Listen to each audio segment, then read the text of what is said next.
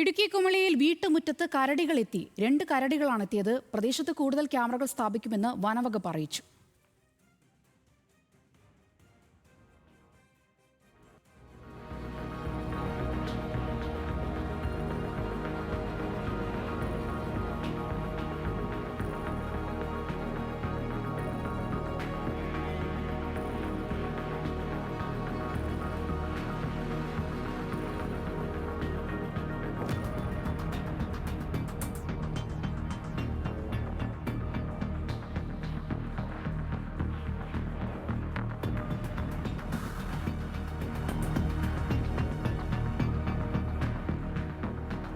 വിവരങ്ങളുമായി Alvin Thomas ചേരുന്നുണ്ട്. Alvin, ഭീകരമായ ദൃശ്യങ്ങളാണല്ലോ.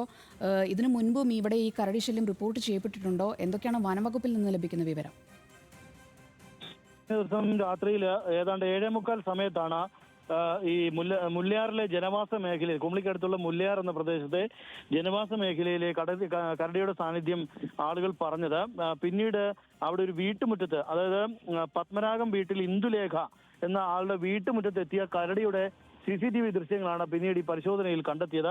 ഈ പ്രദേശത്ത് പലരും കരടിയെ കണ്ടതായുള്ള കാര്യങ്ങൾ വനവകുപ്പിനെ നേരത്തെ അറിയിക്കുകയും ചെയ്തിരുന്നു. അന്ന് രാത്രിയിലാണ് ഈ 7:45 മണിയോടുകൂടി ഈ 2 കരടികളെ ഒരു വീടിന് വാതിക്കൽ മുറ്റത്ത് തന്നെ കണ്ടെത്തുകയും ചെയ്തത്. ഏതാണ്ട് 7:30-7:45 സമയമായപ്പോഴാണ് ഇത്തരത്തിൽ കരടികൾ വീട്ടുമുറ്റത്ത് എത്തിയത് എന്നുള്ളതാണ് ഏറ്റവും ശ്രദ്ധേയം.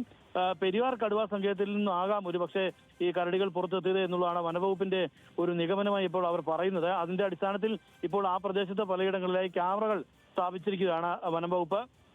ഇതിനെ നിരീക്ഷിക്കുകയും ചെയ്യുന്നുണ്ട് വനംവകുപ്പ്. അതിനുവേണ്ട നടപടികൾ തുടരുകയാണ്.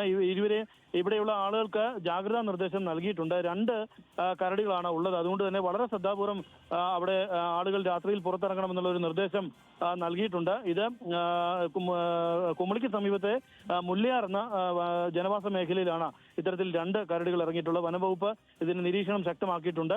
ഏതായാലും വരുന്ന ദിവസങ്ങളിൽ ഇതിനെ പിടികൂടാനാകുമെന്നുള്ളൊരു പ്രതീക്ഷയിലാണ് വനംവകുപ്പ് ഉള്ളത്. അതിനുവേണ്ടി ആദ്യഘട്ടമായ നിലയിലാണ് ഇപ്പോൾ ക്യാമറകൾ സ്ഥാപിച്ചിട്ടുള്ളത്. പിന്നീട് കരടികൾ അവിടെ ഉണ്ട് എങ്കിൽ വീണ്ടും അതിനായി കൂട് സ്ഥാപിക്കുമെന്നുള്ളതാണ് വനംവകുപ്പ് അറിയിച്ചിട്ടുള്ളത്. ഏതായാലും കരടികൾ ഉള്ളതുകൊണ്ട് തന്നെ ജാഗ്രതാ നിർദ്ദേശം വനംവകുപ്പ് ഈ പ്രദേശത്ത് നൽകിയിട്ടുണ്ട്. ഇടുക്കി കുമളിയിൽ ജനവാസ മേഖലയിലാണ് 2 കരടികൾ എത്തിയത്. ആൽവിൻ തോമസ് ആണ് വിവരങ്ങൾ നൽകിയത്.